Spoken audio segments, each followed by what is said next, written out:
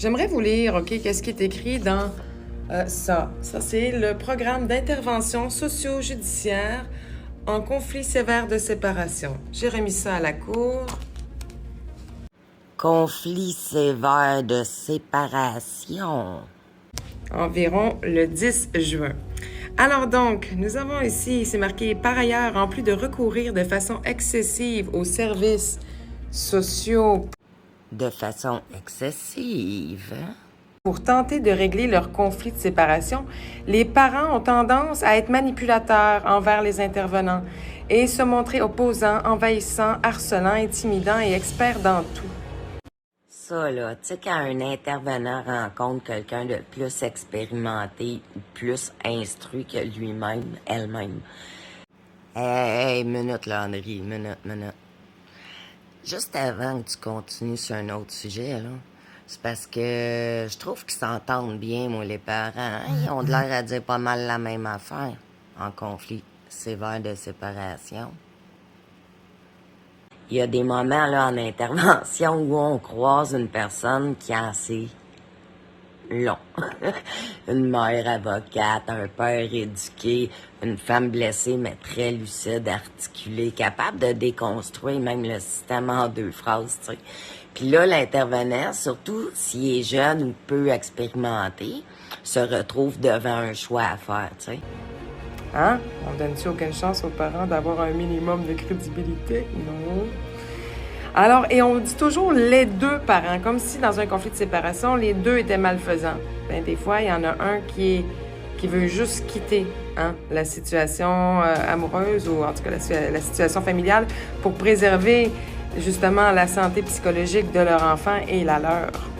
Et pourtant, on met les deux parents, autant la victime que l'abuseur, dans la situation de conflit, sur le même pied d'égalité. Les parents ont tendance à être manipulateurs, tous les deux, envers les intervenants et à se montrer opposants, tous les deux. Ben non, quand tu te fais enlever ton enfant, c'est clair, tu vas être opposant, même si t'es pas le manipulateur dans l'histoire, OK?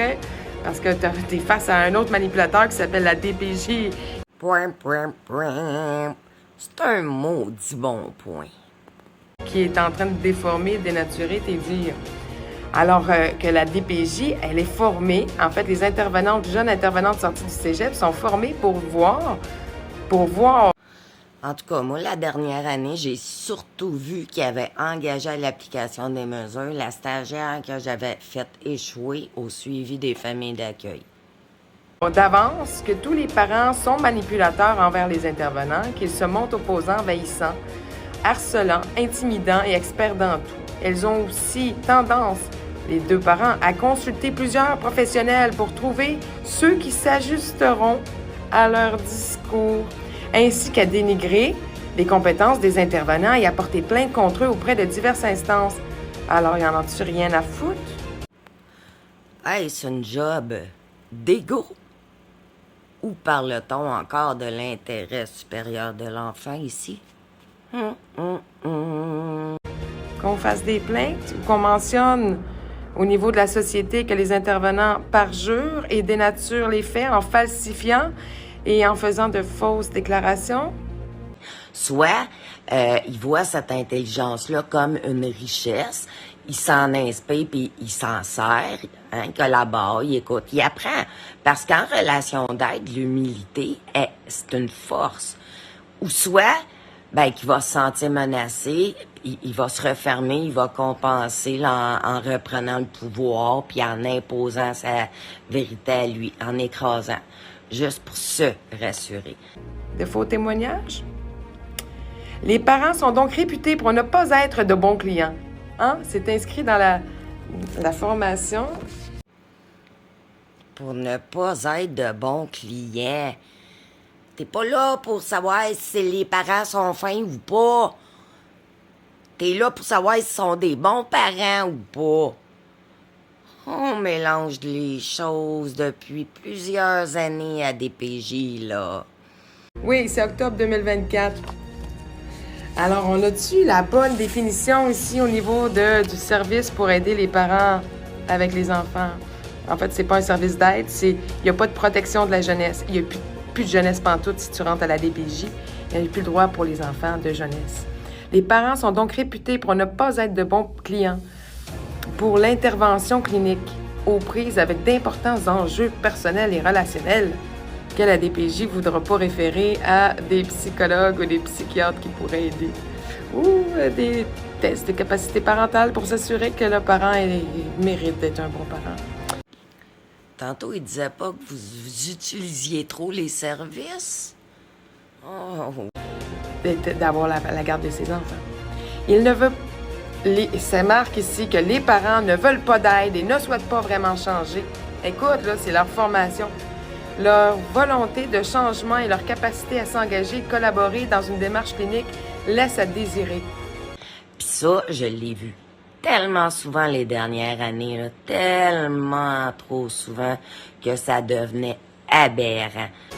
Alors, vous formez les enfants, les jeunes niaiseuses du cégep là, qui n'ont pas d'expérience, en leur disant que la volonté des parents qui enlèvent les enfants, la volonté de changement et la capacité de s'engager, de collaborer, laisse à désirer. C'est déjà programmé dans leur tête pour croire, malgré tous nos efforts, que tout ce qu'on va faire, ça va être pour rien.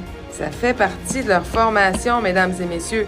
L'intensité de l'utilisation des services sociaux et judiciaires suscite nécessairement de grands défis pour l'intervention, bien sûr, parce que le but, c'est juste d'enlever l'enfant et de le placer en adoption pour se débarrasser des deux parents.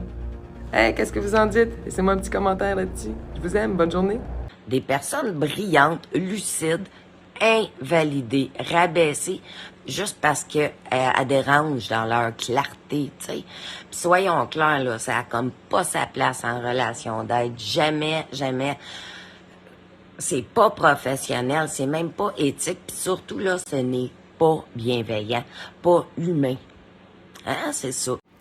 Oh, ça me rappelle tellement un dossier. Ouais. Moi, lui.